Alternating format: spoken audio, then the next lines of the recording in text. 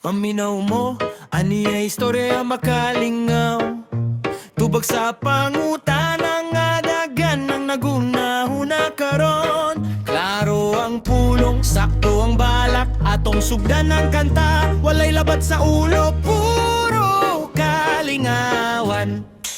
Nasaan daw si Bato? Umalis na raw sa Senado. Mao ang balita sa tanan. Apan nahibalo na karon, nasulbat na ang misteryo. Yung mataan lang di ay si Senator Ronald De La Rosa aron makatilaw gyud. Sa Chicken Amore siya mihunong, sa Iligan nga maayong lugar.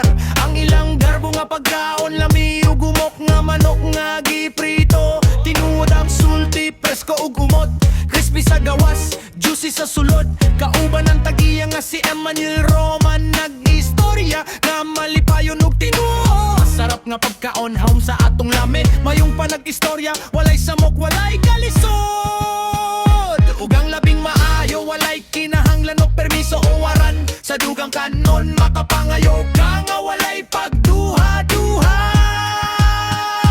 Chicken Amore, chicken pamor, Bato abroad ang lamis, sigurado og tinuod. Bagong henerasyon, bagong direksyon, Roman tabay, kini ang laming nga di may malimtan. Chicken Amore, chicken pamor, Batong abroad ang lamis, sigurado og tinuod.